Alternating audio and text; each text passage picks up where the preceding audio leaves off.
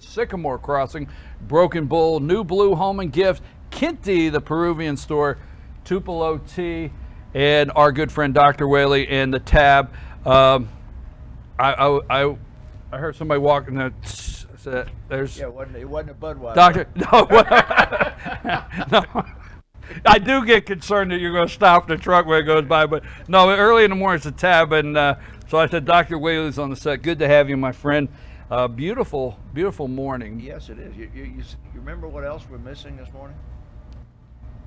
Sam, what are we missing this morning? Our usual accompaniment. Weed eater. Weed eater. Oh. Correct. We don't have a weed eater, so maybe the guy went on strike or something. Oh, okay. That's pretty good. I forgot about that. It's kind of quiet. It's regular viewers, no weed eaters. No weed eater. Okay, Dr. Whaley. I always like to start out with a little something that you. Let me go with this. You have been on the sideline, on the ice. You have been with professional football teams, baseball teams, hockey teams, soccer teams, soccer. The list goes on. All right. This taking a knee. How bad do you personally think yourself, the NFL, is being hurt by the NAACP taking a knee, these protests? How bad do you think they're being hurt by some of this? They lost me. I don't care. They lost me. I could care less. I think the NFL is being hurt. Most of the NASCAR crowd who are watching NFL football, you got the NASCAR crowd that's really a different crowd than the crowd that watches NFL football.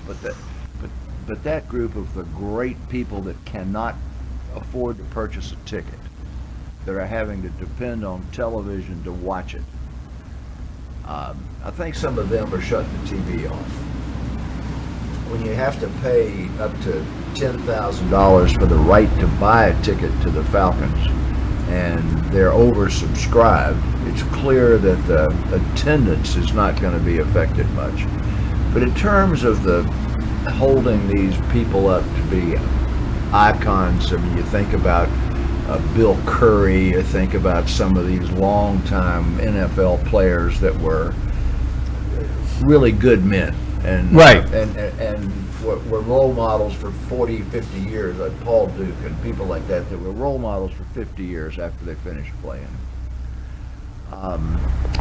That they're losing that, and it to me, the way the hockey people have said, you're either standing for the national anthem or you're sitting at the end of the bench, and a hockey player would die to lose minutes. I think the NHL has not officially done anything, but each individual coach has done something, and I don't think there's been a single hockey player sit down yet. So I look more to each individual coach to be able to control his players rather than the league control the players. I mean, that's the way athletics is that the coach controls the behavior. He controls the dress for the road, the amount of time they spend with the press, and all of the activities of a player, including the off the field activities that relate to the image of the team. And so that's why you have a lot of teams that travel in a coat and tie. I mean, the Green Bay Packers did it. Georgia Tech did it. That's a coach-related thing. Therefore, I think the behavior of the player is a responsibility of the coach. I'm not sure that the NFL has a real role in it. Well, I see that throughout the week, and I'm going to talk a little bit about that with the All-Star panel. But when I see that, I think of you, Dr. Whaley, because I know you spent several years on the sideline as team 40. physicians. 40 years. I'm going to let you say that. Who's counting, right? No, nobody's counting. Yeah. You're going to one day explain those hockey sticks in there. Don't forget, I'm holding you to that, all right? Let's get into our questions this morning. We have some great questions. Let me start with, can changing my diet treat psoriasis? Can that help? No. Moving right along. No, psoriasis is an interesting condition. We've talked about it before. There is very mild cases of psoriasis that the patient doesn't even know that they have the condition. And that would be somebody with ridged nails, maybe a little patch of dryness on their elbow, which we get most, those of us that work out get anyway, to the people that you see advertised on television when they're talking about the heartbreak of plaque psoriasis. So it's a huge spectrum of disease. There is no known dietary precipitator to psoriatic outbreaks or psoriatic symptoms, and there is no known dietary item that will improve the condition of psoriasis. Now, there may be one tiny little thing in that people who have vitamin D deficiencies have an increased incidence of symptomatic psoriasis if they have psoriasis. Well, that makes really good sense, because I'm going to go to the next place, because one of the treatments of psoriasis is sunlight or phototherapy, where you go into a machine in the dermatologist's office, and that photo stuff activates healing in the skin. So it's conceivable that vitamin D deficiency, since you get a lot of vitamin D from the sun, may have a little bit to do with making it a little bit worse. Other than that, none. And the treatment of psoriasis, the little small plaque psoriasis, it is generally easy, and your family doc can do it, and does it with steroid creams or creams that are called tar creams or various things to moisten it. But when you get that big psoriasis that covers your whole arm, and sort of, it really is a badge that keeps some people in an antisocial, stay home, wear long sleeve shirts in the dead of summer in an embarrassing condition. And that systemic therapy of psoriasis is miraculously improved. And when you see these ads on TV, they're not joking. It's just that medication is very expensive. So you go from the guy didn't even know he had psoriasis to something that needs immunotherapy, but there's no role for diet in its causation nor in its relief. Let's move on to the next one. We got two more, but this one here, my daughter has asthma. Would she benefit from an ozone air purifier in her room? No. What? Moving right along. That's over. No, the ozone purifier hype is another one of those marketing things. Sort of we've got what we call tangential. You got a balloon and you lay a ruler on it. The medical evidence is down here, and that balloon, that ruler touches only one small arc of the circle of scientific fact. Ozone, when you have lightning strike and you get that smell that say, oh, that's ozone O3. There's nothing about an ozone purifier that's known to help anything. Humidifiers in the rooms of people who have asthma or who have various sorts of sinus or airway disease, humidifiers, yes. Ozone purifiers, no scientific evidence. Okay, this one comes from Laura. I never asked a lady's age, but Laura's telling us this morning. And Laura wrote, let's see if I can get this. Laura wrote, I recently flew from Orlando to Spokane, a long flight. I'm a 52-year-old woman. I wore support knee highs for the first time. I work out 5 times a week and want to protect my legs when I fly, as I ask a lot of them. The evening I returned home and removed the support, my support hose, my legs ached the rest of the evening. The reason I ask, I have a lot of long flights scheduled before the end of the year. Not sure if I'm supposed to keep them on for a said period of time, or maybe take an aspirin prior to the flight. So she really touched on a lot of what we talked about a couple of weeks ago after. Thank you, Laura, for that question. Yeah, great question. Well, first of all, congratulations on being a workout person in your 50s. What that tells me is that your lifestyle, probably diet and everything else, is healthy, that you're trying your best to preserve the genetic, you're going to play the genetic hand you were dealt at birth the best you can. As you said a few weeks ago, I got a talk called Life's a 5-card poker hand and there's no draw. So if you've got parents that lived into their 90s, you can probably not work real hard to try and live to 80, but you know, my parents died in their young 70s, so I got to work like crazy to get every day. So Laura's doing the right thing. First, when you fly, an airplane is pressurized. You think it's pressurized to sea level. It's not. It's pressurized to 8,000 feet altitude. 6 is the lowest, and it averages about 6 to 8. Particularly on a long flight where they're going to be flying at 37,000 feet. And the natural biology to that is, as the pressure goes down against the exterior portions of your lower extremity, since you're standing up, sitting down, everything wants to run downhill, pressure's lower, then everybody's feet's going to swell on a long airplane flight. Wearing that support hose really diminishes that swelling somewhat, but it's not that swelling that kills you. It's the blood clot. So I tell everybody to take an aspirin the day before and the day of a long flight. And that aspirin prevents the platelets from aggregating in the swollen lower extremity. The thing I said a few weeks ago when we were talking about it is, if it's a long flight, 3 to 5 minutes every hour, if the seat belt light is off, stand up, preferably step in the hall and walk back to the facility, even if you don't have to use it, and walk back to your seat. You don't have to do that for 30 seconds or a minute. And then you're really compressing and pumping that blood back out of your leg again. But if you can't do that, then sit there in the seat, even if it's coach, and manipulate your foot and legs. That's the most important thing. Now, the second is that if you have those support stockings, one of the things that causes clotting is poor circulation. So if people are wearing a real tight pair of jeans and real tight pants, and then they're not getting good blood flow down here, they got some kind of a garment that is constricting their upper thigh, they're making their possibility of clotting much worse. And there are some of these support stockings that got a very tight top.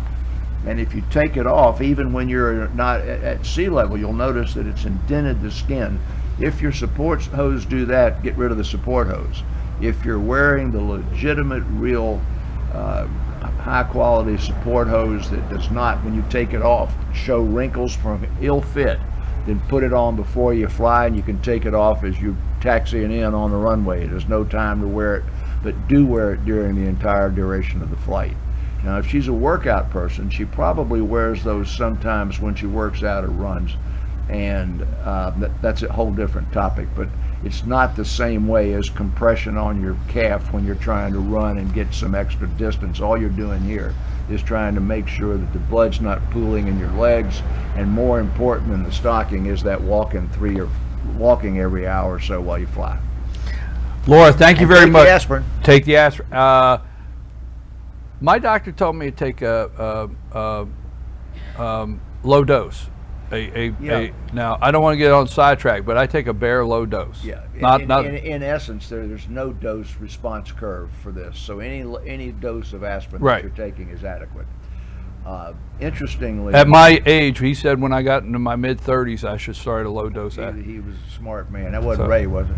No, I gotta move on. Laura, thank you for that question. If you want to send a question for Dr. Whaley during our Ask the Doc segment, info, I-N-F-O, that's simple, at fetchernews.com or chief@fetchernews.com, whichever one, but info is real simple. Just put on the title there, Ask the Doc, and we'll get it to Dr. Whaley throughout the week, or Ray Tidman, whoever is our guest for the week, so they can look it up. Now, I always like to save a couple minutes because of anything you may have researched through the week. I want to thank Dr. Whaley because he keeps up with the latest things in the medical industry that are coming out, or anything that's been out in some of the medical journals. Anything this week that you want to share with us? Yeah, I think the most important thing is I'm always trying to tell people how to, live a better life and have their kids more healthy. A study came out in the English literature yesterday that 50%, that's a big number, heads you win, tails you lose,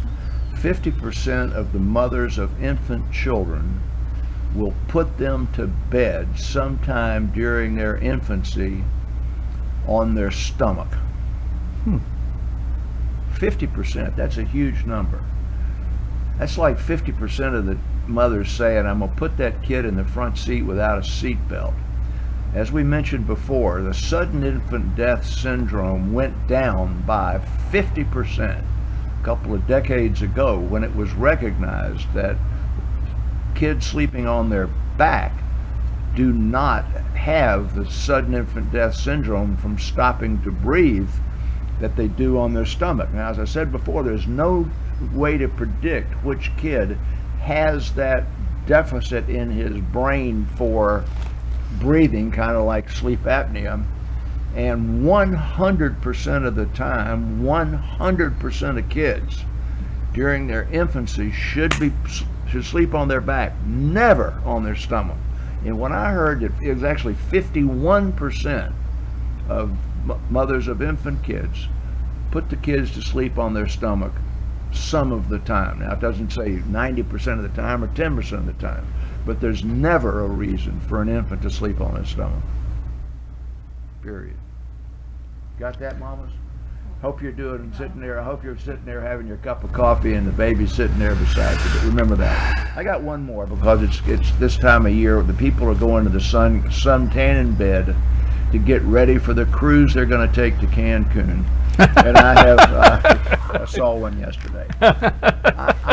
We have talked about addictions here before, every kind of addiction. I learned a new phrase yesterday of sunbed addiction.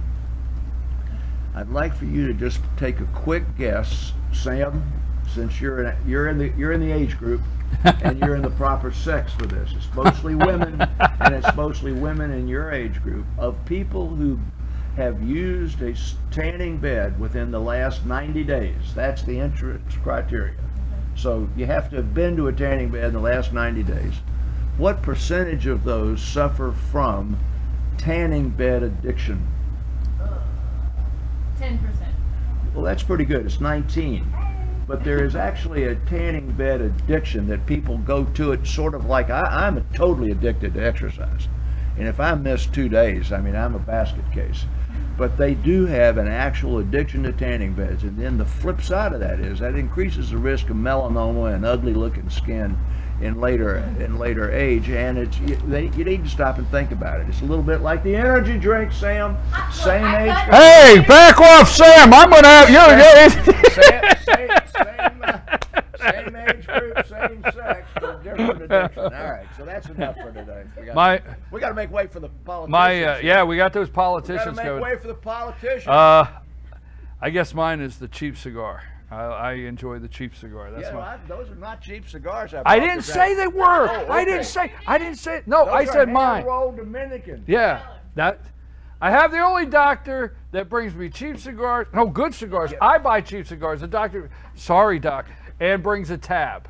Oh, ask the doc. Thank you so much. Right. I tell you what, every week it just grows the enjoyment I have with you, Dr. Whaley, in this segment. It's a real joy every week. Thank you for your question again, Laura. Don't forget, Georgia Cancer Specialist. That's what I was getting ready to say. Next week I'm taking off. Yeah, don't forget, we want to thank Georgia Cancer Specialist we want to thank them for always supporting and sponsoring this segment of Ask the Doc out there. And have you learned all the bells and whistles on? No. I had an appointment with Ray last Friday, but Ray had to leave because Ray's got one of those trucks, and Ray's a rocket scientist, so he knows how to program all that stuff. Well, we're going to ask you when we get him in here. Is he next week or week after? Week after. Okay. Yeah, okay. So again, thank you, Georgia Cancer Specialist. When we return, we're going to talk. All of the candidates, just so you know, have been invited to come in 5-6 minutes and just talk about their campaign and why they qualified to run for either Blue Ridge City Council or the mayor position, and what their plan is. Just a little introduction. So we'll have Councilwoman Rhonda Thomas right after this break.